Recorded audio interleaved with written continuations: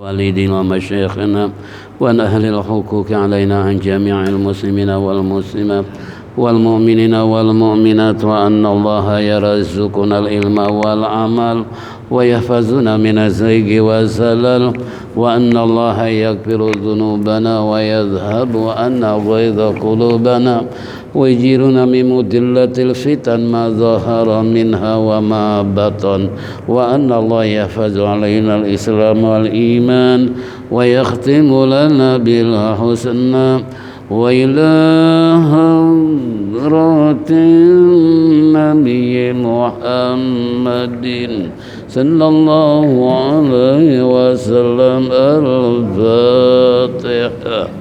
أعوذ بالله من الشيطان. إياك نعبد وإياك نستعين اهدنا الصراط المستقيم.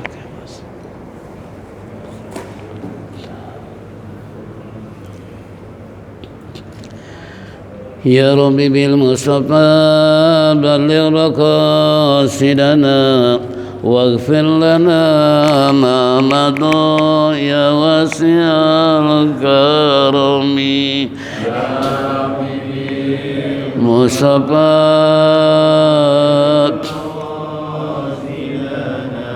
واغفر لنا ما مضى بسيد الخلق شمس الحق متسم محمد خير مأمون ومعتصم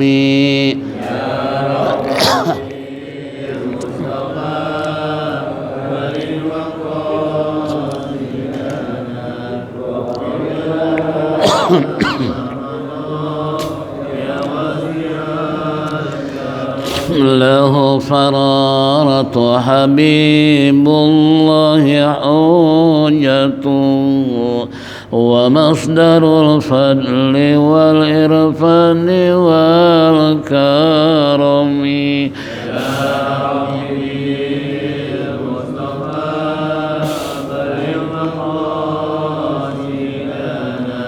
واغفر لنا ما مضى.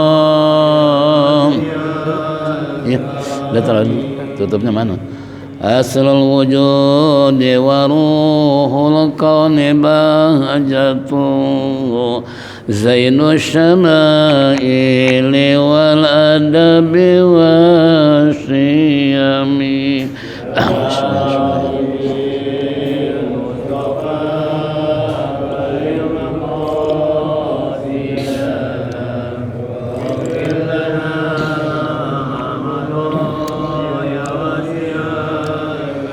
مطهر الأرض من الرجس ومن درني من عبد وثن أو عبد صنم يا رب بالمصطفى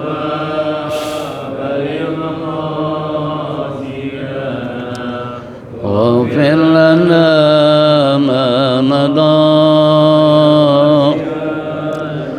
لله من ملك ذي الإنسان من سكر خير البليات من أوروب ومن أجم يا رب بالمصطفى بلغ مقاصدنا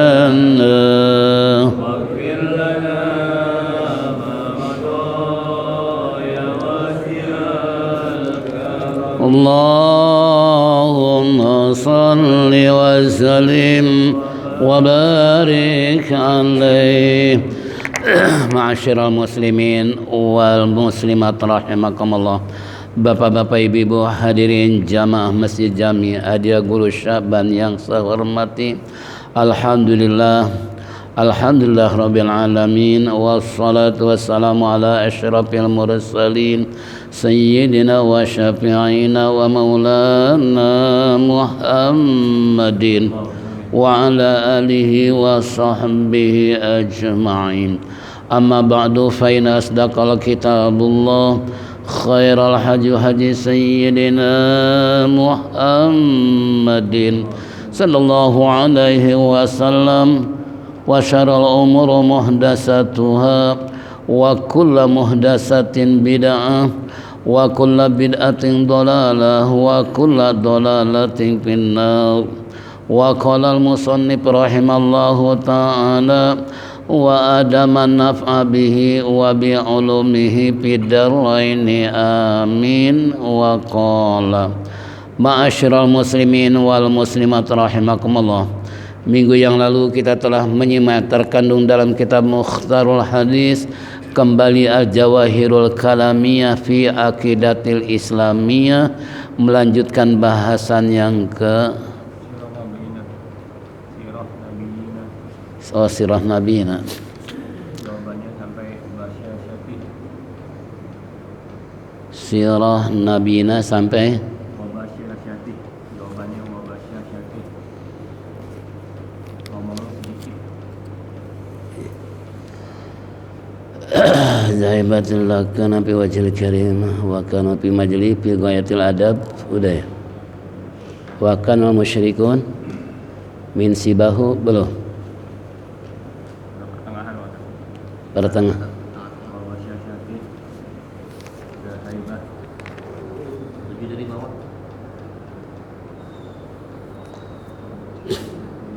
Tadammanu ma'ani kasiratan min bahiril hikam wa kana afsahan nas bayanan yamzahu ba'dal ahyani wala yaquli fi mad'il haqqa. Kemudian wa kana wasiqan bi ismatillah ta'ala fi kulli halin yuqdimu hina tuhjimul abtalu wa yasbutu ala hali lada jami'al ahwali wa kana syadidu tawaddu'i wa kana ma'a tawaddu'ihi wa yashashathi fa'ahbati fa'ahaibatil thumma takun li ghairi minal bashar hatta lam yakun ahadun. Belum.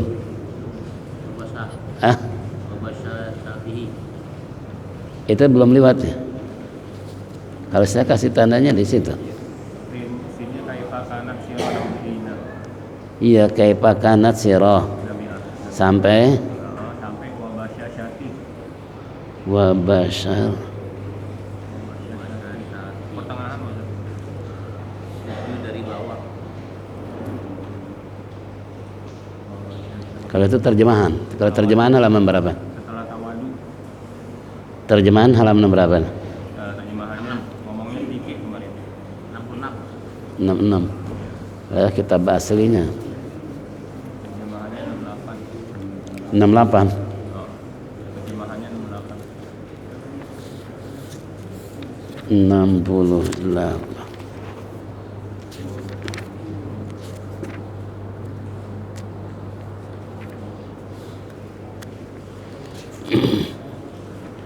Basyariyah.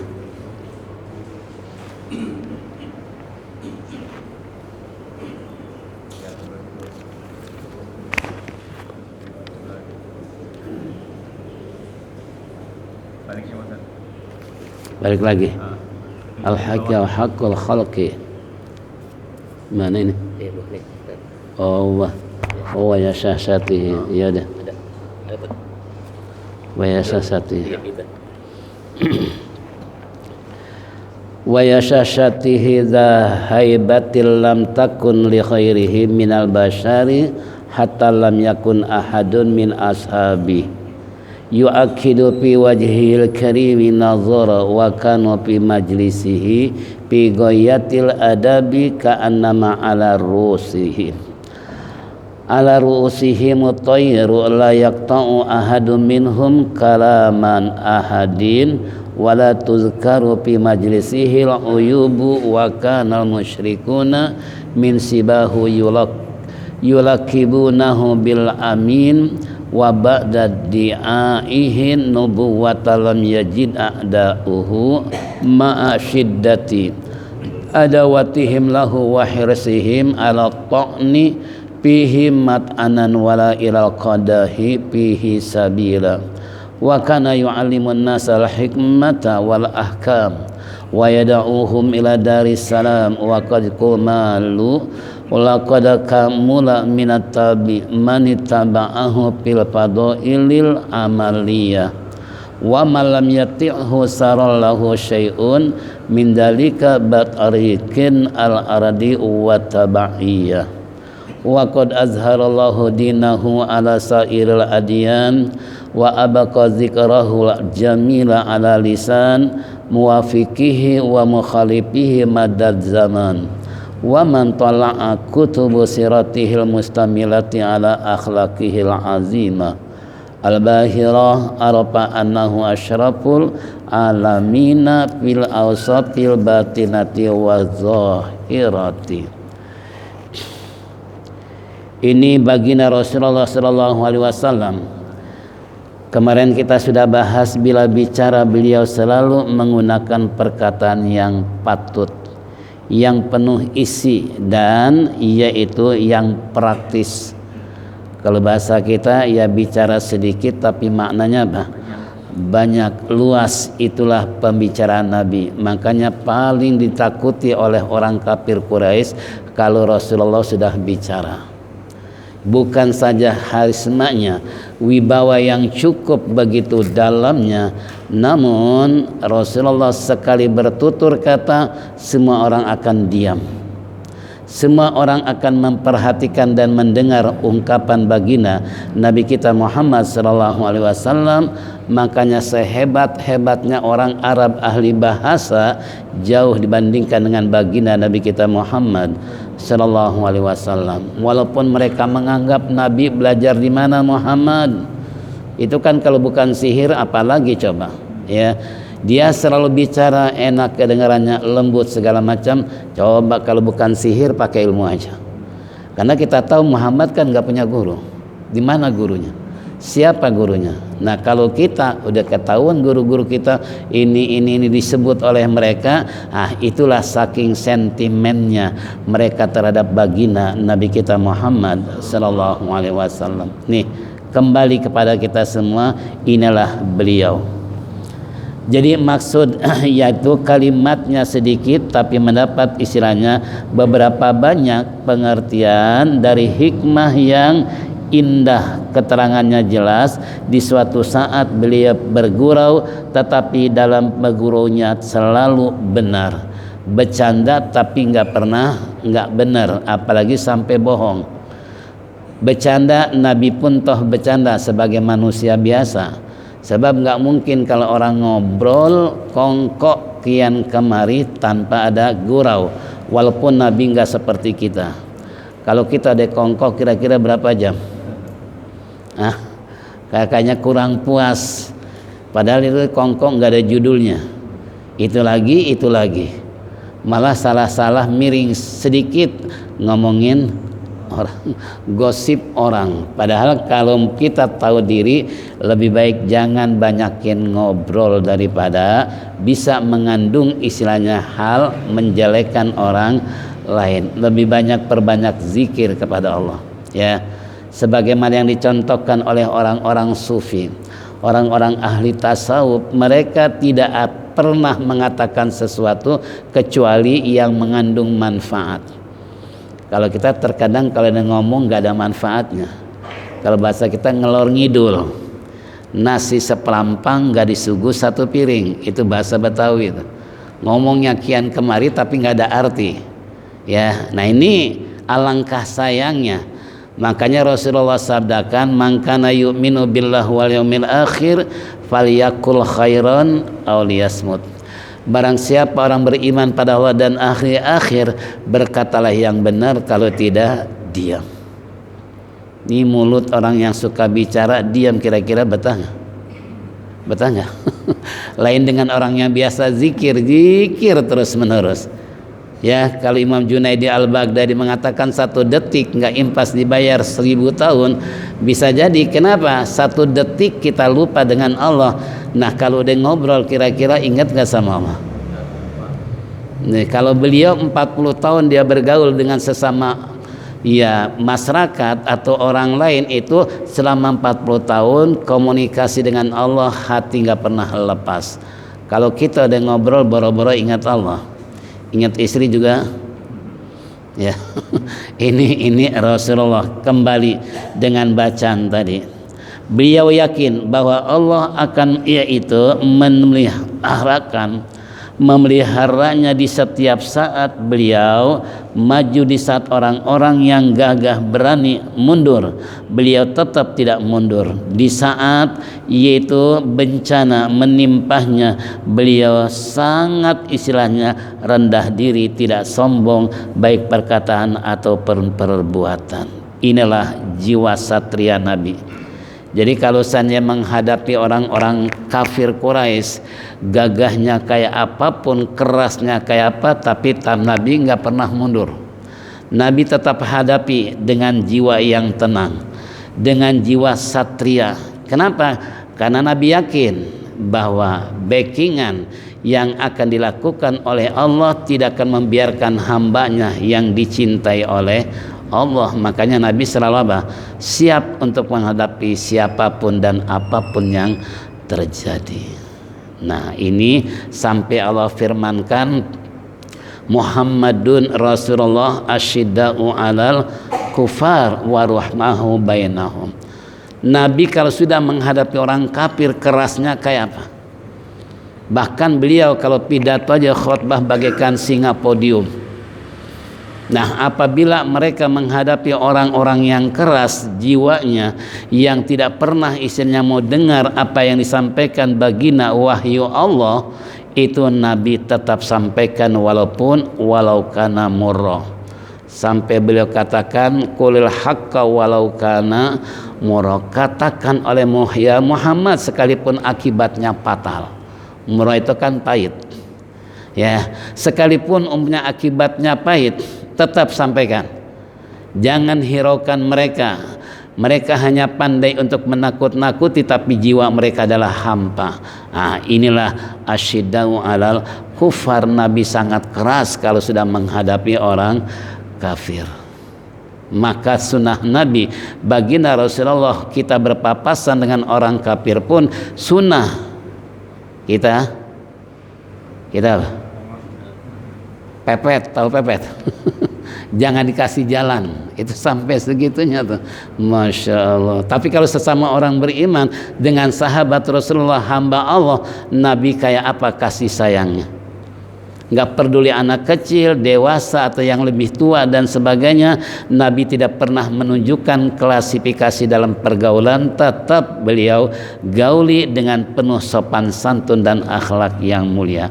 Inilah sosok Nabi kita Muhammad sallallahu alaihi wasallam, mengenal dalam sirah nabawiyah, perjalanan hidup Nabi yang disebut biografi Nabi. Ya, nah ini kembali buat. Nah, kalau terjadi Nabi umpamanya bencana, beliau selalu tenang, beliau menghadapi tidak pernah resah, tidak pernah khawatir.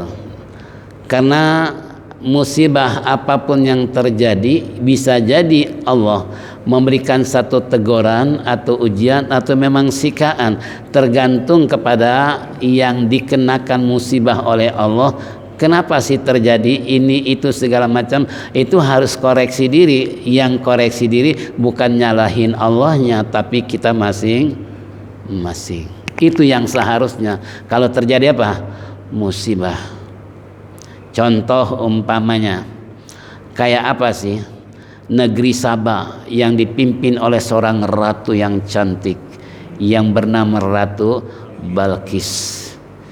Sudah terkenal dalam dunia bahwasanya negara yang subur makmur gemah roh pahlah janawi itu adalah negeri Sabah.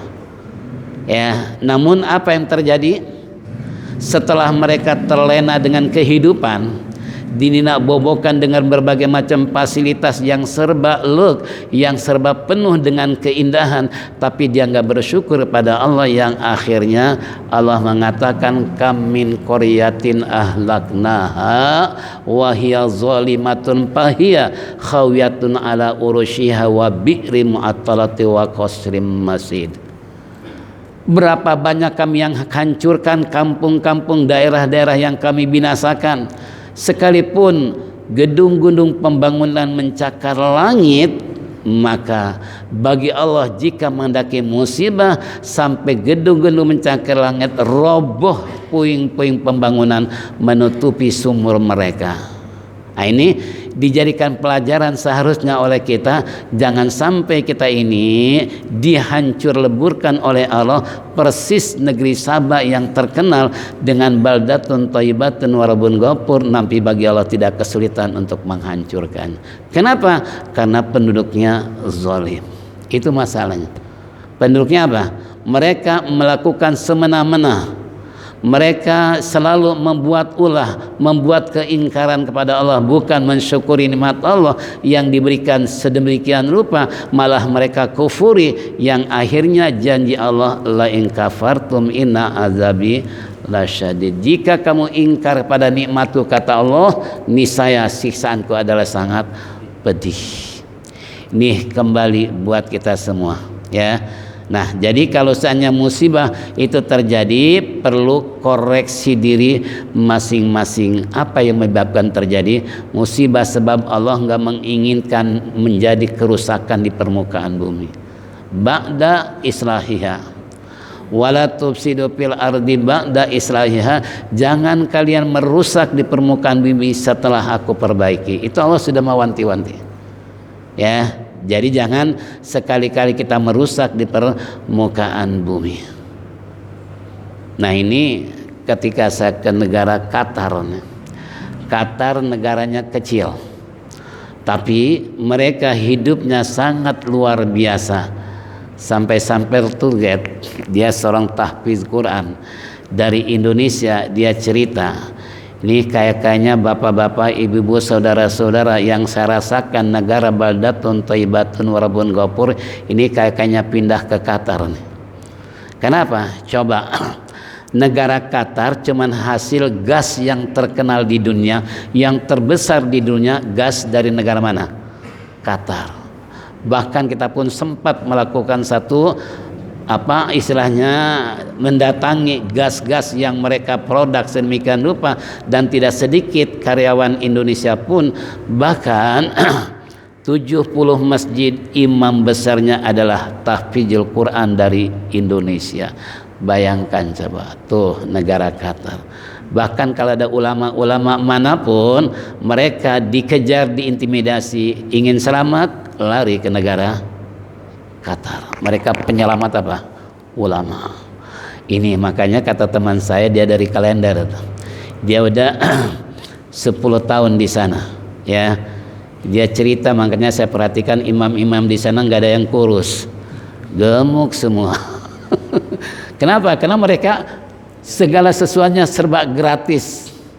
Sampai-sampai teman cerita, aneh di sini itu ngajar privat dari rumah seminggu 2 kali gaji 10 juta. Nah, 1 minggu 6 hari dibagi 2 sama dengan 3 kali 10, itu cuma ngajar ngaji doang. Kalau Indonesia kira-kira begitu. Makanya ustaznya kurus-kurus. Di Qatar gemuk-gemuk. Nah, ini kembali tadi, ya, karena sampai kita masya Allah, dan di sana luar biasa. Ketika kita waktu itu saya memang suka nggak tahan dengan air kecil. Kemudian saya masuk dalam satu perkantoran. Itu disambut oleh mereka, bahkan diantar oleh mereka sampai ke toilet. Padahal dia seorang pejabat pakai dasi, nganter model kayak kita, coba tamu negaranya itu sampai diantar. Kalau bahasa kita, ini tempatnya, ini tempatnya. Tafadhal antum udhul. Coba bayangkan itu Qatar, ya. Sampai-sampai itu teman bilang, bapak-bapak, saudara-saudara, piala pertandingan bola tahun 2022 di Qatar. Kalau ingin datang, saya gratis masuk ke kemana? Stadion. Ya Allah, itu sampai segitunya, bayangin, ya. Ini kembali, kalau Rasulullah SAW menghadapi bencana musibah tidak pernah gentar, karena tahu Nabi, kenapa ini terjadinya musibah bukan karena Allah, tapi faktor SDM-nya, sumber daya manusianya. Contoh nih, Rasulullah bersabda, idza zahara riba wa zina fi qaryatin faqad ahallu bi anfusihim. Apabila sudah merajalela perjinahan maupun riba, seakan-akan mereka ingin diazab oleh Allah. Ini dia. Coba kita lihat daerah mana yang terkena musibah, Indonesia khususnya. Coba teliti, lakukan berbagai macam penelitian, apa yang terjadi.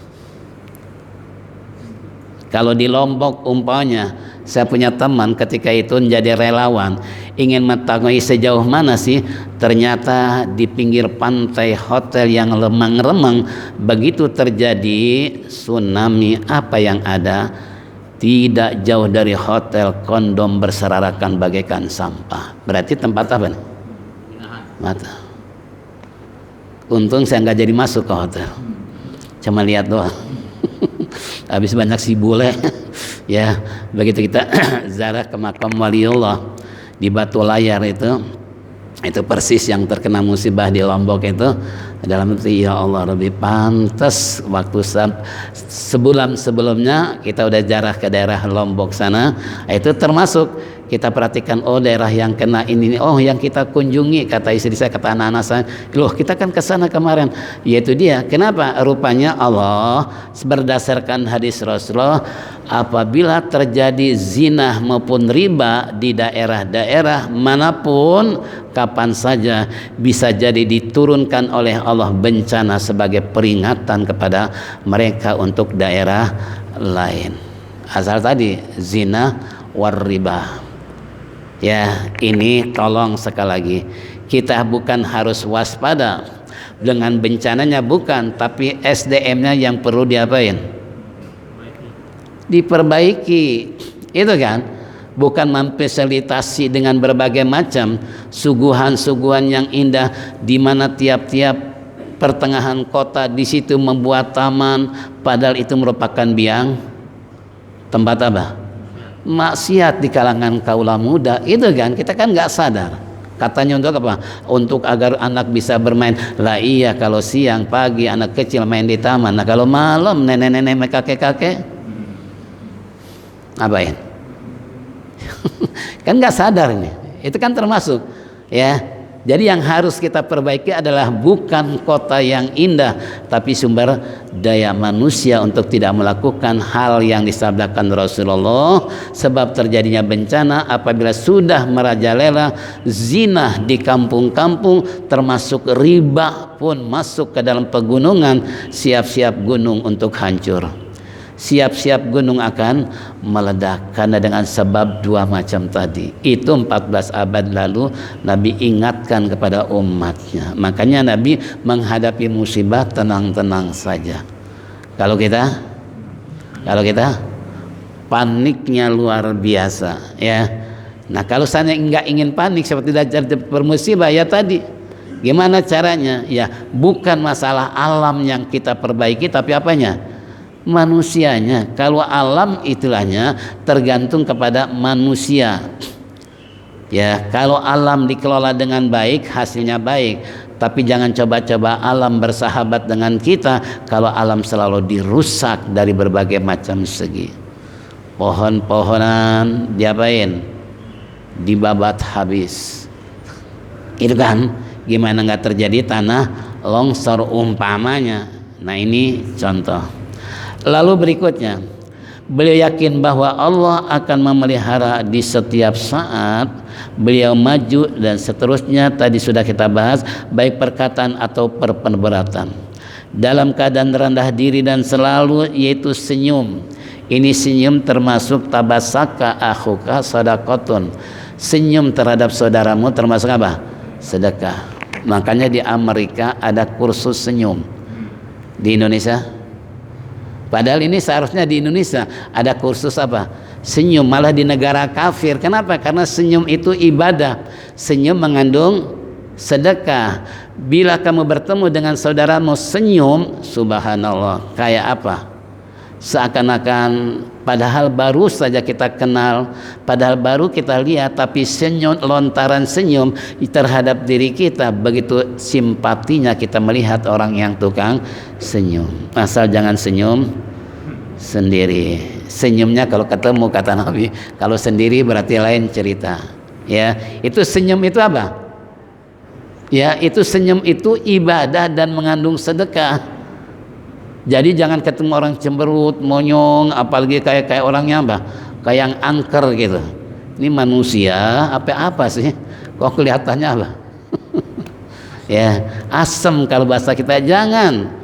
Luqmanul Hakim pernah wasiat kepada anaknya, ya bunayya wala tusair khaddaka linnas wala tamshi fil ardi maraha. Hai anakku, wala tamshi fil ardi wala tusair khaddaka linnas, jangan kau mempalingkan pipimu terhadap orang lain. Hanya sombong gitu kan. Nah, wala tamshi fil ardi maraha, jangan kalian berjalan di permukaan bumi penuh dengan kecongkakan. Makanya saya waktu ziarah ke makam Luqmanul Hakim, kebetulan di situ ada dua makam, Nabi Daniel sama Luqmanul Hakim. Nabi Daniel posisi di atas, Luqmanul Hakim di bawah. Dia cuman setingginya seperti, dia kan orang kecil. Ya, kalau Fir'aun kan 1,10, ini Luqmanul Hakim lebih kecil lagi, lebih pendek. Nah, waktu kita ziarah ke makam Nabi Daniel dan Luqmanul Hakim, baru saja teman-teman, Ustaz, yuk kita baca doa kan. Tolong doa dia pimpin. Datang tour guide, nggak boleh berdoa. Kita harus langsung segera ke tempat lain. Astagfirullah, kita jauhi dari Indonesia, pengen berdoa di hadapan para nabi dan para hikmah yang punya, terkenal dengan Quran. Surat apa? Luqman kan? Coba ya akhirnya mau di apa? Kita sebagai apa? Katakanlah travel yang mengikuti target targetnya, mau nggak mau ngikutin. Ya saya yakin teman-teman itu pasti kesal juga, kenapa dilarang berdoa. Ini kembali, jadi kata Luqmanul Hakim, wala tusair khaddaka linnas, jangan kamu palingkan pipimu terhadap orang lain. Berarti di sini terselubung makna kita harus benar-benar tampakkan terhadap orang lain dengan senyum simpul, dengan senyum yang simpati. Insya Allah sebuah kenangan di saat mati, di sana akan muncul kenang-kenangan tukang senyum. Ya, kalau kita ketemu orang senyum. Tapi kalau kita umpamanya asem, kenang-kenangannya apa? Alhamdulillah dia udah mati, kenapa? Orang nggak pernah senyum, gitu kan? Nah makanya di sini Rasulullah istilahnya beliau selalu senyum, dan tidak pernah beliau kalau tertawa terbahak-bahak. Bahkan beliau katakan bahwa kita harus memperbanyak nangis di permukaan bumi, jangan berbanyak tertawa. Kalau kita banyak tertawa di dunia, tinggal akan nangis di akhirat. Tapi seyogianya kita hidup di dalam dunia, banyakin apa? Nangis. Kalau kita nangisnya punya utang. Itu kan? Nangisnya di saat apa? Terkena musibah. Tapi di saat kita mendapatkan sesuatu, nggak pernah nangis yang ada ketawa. Padahal dunia bisa terbalik. Saat ini kita bisa tertawa, besok kita tinggal nangis. Nah makanya di sini jangan memperbanyak tertawa, tapi perbanyak nangis, supaya di akhirat tidak ada istilah tangisan yang kita lakukan dan kita rasakan karena azab Allah, karena cukup di dunia kita banyak. Nih contoh, inilah sosok Nabi kita Muhammad sallallahu alaihi wasallam, beliau yang selalu senyum. Wibawanya adalah terjaga. Ini harismatiknya beliau, wibawanya di kalangan, jangankan anak muda, kanak-kanak, orang biasa, di kalangan orang tua pun itu disegani Nabi. Kenapa disegani? Ya karena Nabi tadi bicaranya istilahnya hal yang baik, yang mengandung manfaat, tidak pernah bicara yang sia-sia. Nah sehingga orang kalau di hadapan Nabi tidak pernah mau bicara kecuali ada keperluan dengan Nabi, mau bertanya. Itulah Nabi kita Muhammad sallallahu alaihi wasallam, wibawa yang cukup luar biasa. Juga seorang di antara sahabatnya tiada yang istilahnya tahan memandang wajah beliau. Karena wajah beliau kalau dipandang para sahabat begitu istilahnya cukup menarik.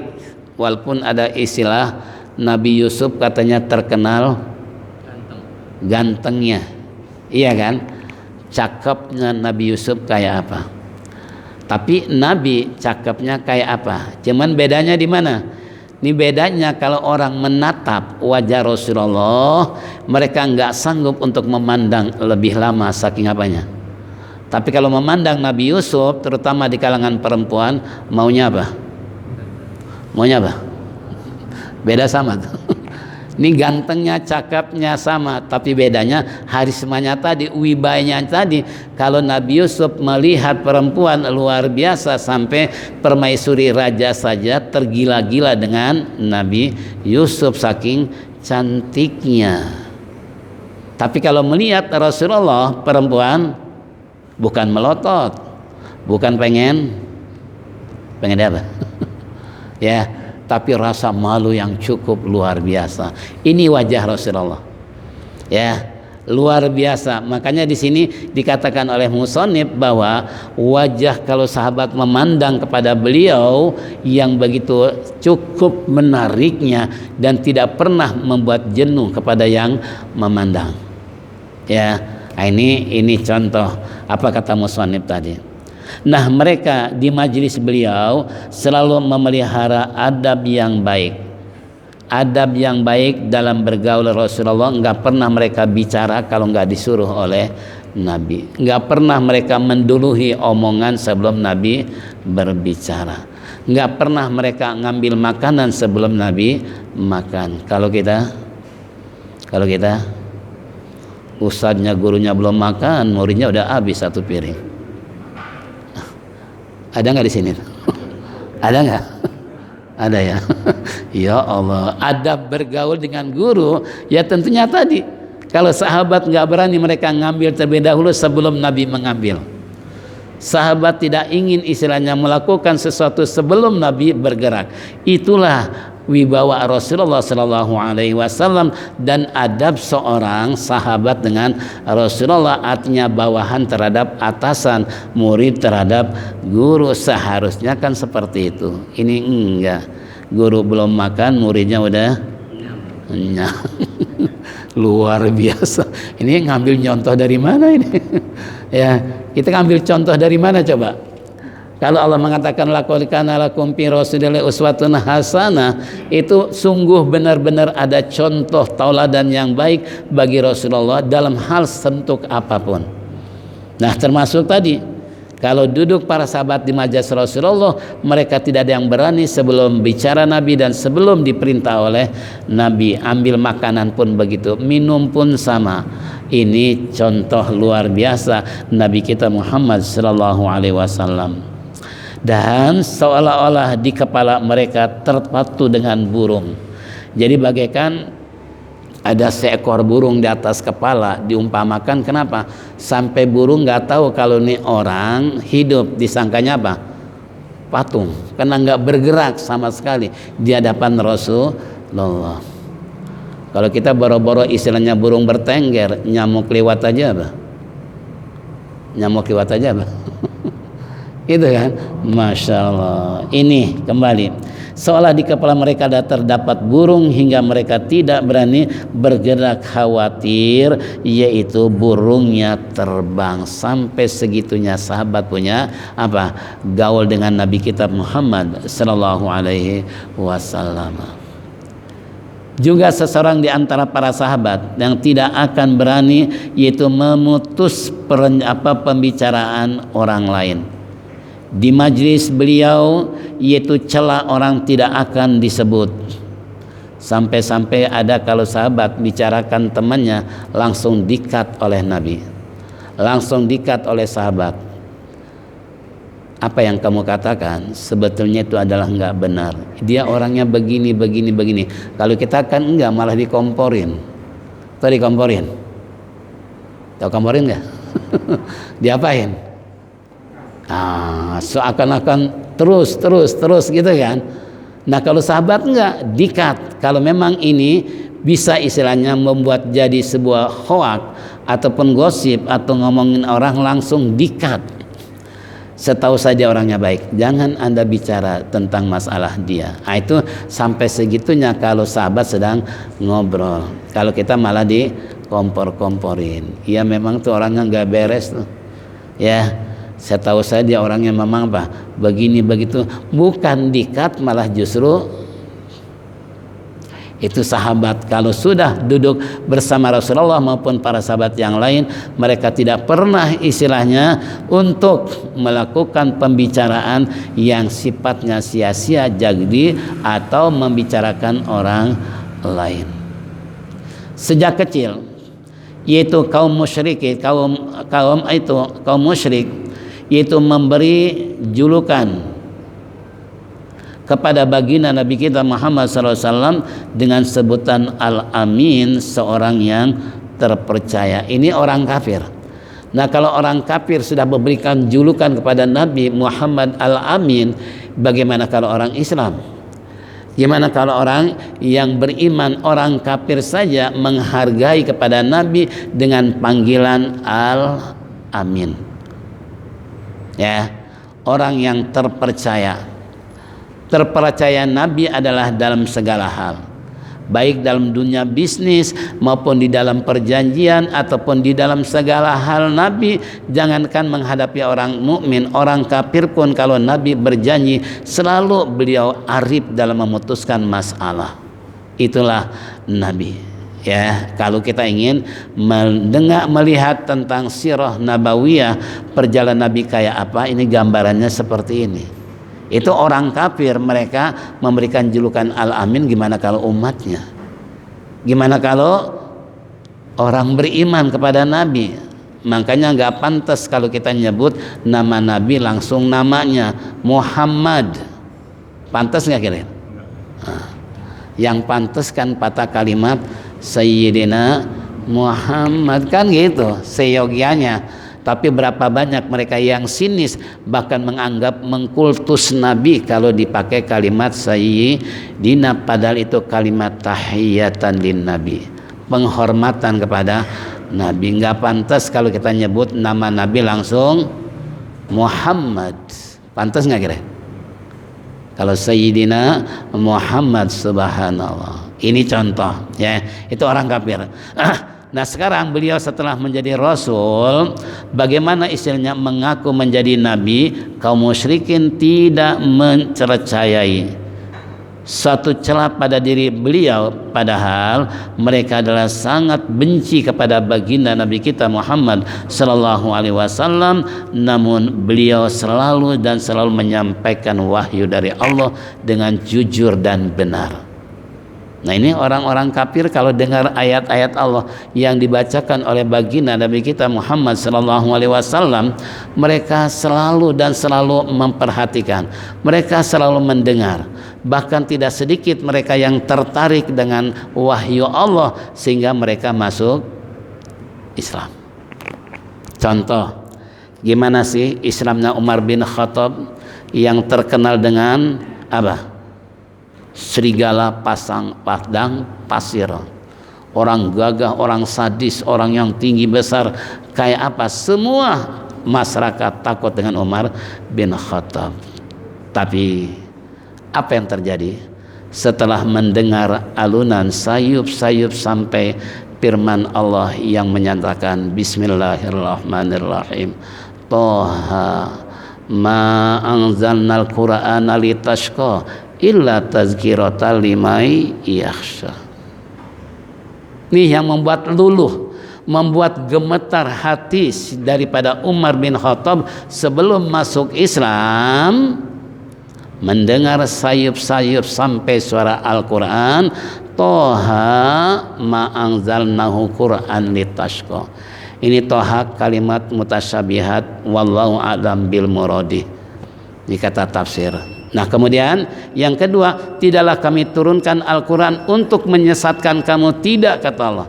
Tapi kami turunkan Al-Quran adalah merupakan peringatan buat mereka yang takut kepada Allah. Ini Rasulullah makanya tidak sungkan untuk menyampaikan wahyu, diterima atau tidak. Yang jelas wahyu udah apa? sampai tapi respon orang kafir malah justru mereka tidak sedikit yang tertarik. Kenapa?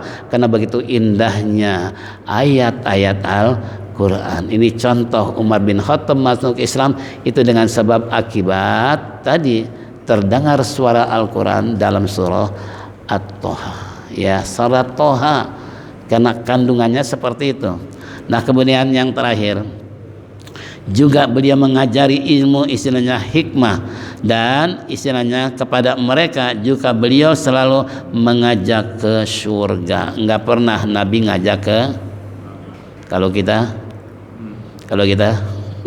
na'udzubillah min dzalik. Kemudian orang yang mengaku yaitu yang mengikuti jejak Nabi kita Muhammad SAW yang memiliki keutamaan-keutamaan tersebut, sungguh Allah telah menampakkan agamanya, yaitu terlebih seluruh agama di dunia fana yang kita rasakan sekarang, yang abadi dan kekal tiada lain kata Allah melainkan hanya alam akhirat. Maka dari itu isilah hidup dunia dengan amal soleh, dengan amal kebaikan supaya kita selamat dunia dan akhirat. Nah orang yang mau menelaah dalam kitab sejarah Nabi kita Muhammad SAW mengandung akhlak yang agung dan cemerlang akan mengetahui bahwa beliau adalah makhluk yang terbaik di seluruh dunia dan memiliki sifat lahir maupun batin yang mulia.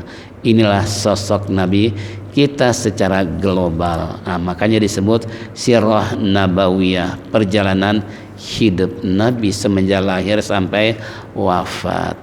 Hadirin, waktu telah tampak terdengar untuk berpisah sementara, selesai sudah.